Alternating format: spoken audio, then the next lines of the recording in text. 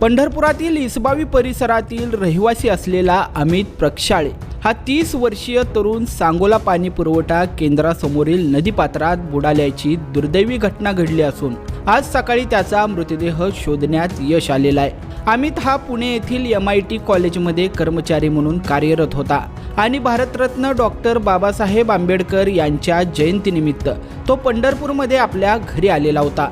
काल दुपारी तो नदीपात्रात बुडाल्याची शक्यता व्यक्त झाल्यानंतर बचाव कार्यासाठी सुरुवातीला नगरपालिकेचे मुख्याधिकारी रोकडे यांना अनेक फोन करण्यात आले होते, मात्र त्यांनी एकही फोन उचललेला नव्हता।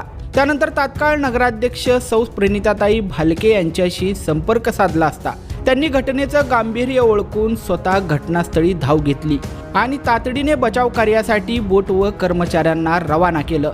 तरुण नेमका कुठे बुडाला आहे याची खात्रीशीर माहिती नसल्यानं शोध कार्यात मोठे अडथळे येत होते। मात्र नगराध्यक्षांनी भर उन्हात दिवसभर घटनास्थळी थांबून नगरपालिकेची संपूर्ण बचाव यंत्रणा हलवली। त्यांच्या थेट उपस्थितीमुळे पोलीस प्रशासन आणि नगरपालिकेचे कर्मचारी पूर्ण जोमाने शोध मोहीम राबवत होते। काल दिवसभर प्रयत्न करूनही यश आलेलं नव्हतं, मात्र आज सकाळी 11 ते 11:30च्या सुमारास अमित प्रक्षाळे याचा मृतदेह शोधण्यामध्ये पथकाला यश आलेलं आहे। पंढरपूरच्या इतिहासात पहिल्यांदाच एक महिला नगराध्यक्षा अशा प्रकारे संकट काळामध्ये जनतेसाठी भर उन्हात दिवसभर घटनास्थळावर ठामपणे उभी राहिल्याचं पाहायला मिळालं। प्रशासकीय अधिकारी फोन घेत नसताना नगराध्यक्षांनी दाखवलेली ही संवेदनशीलता आणि तत्परता पाहून जनतेने निवडून दिलेला जनतेचा नगराध्यक्ष कसा असावा याचीच प्रचिती नागरिकांना आलेली आहे।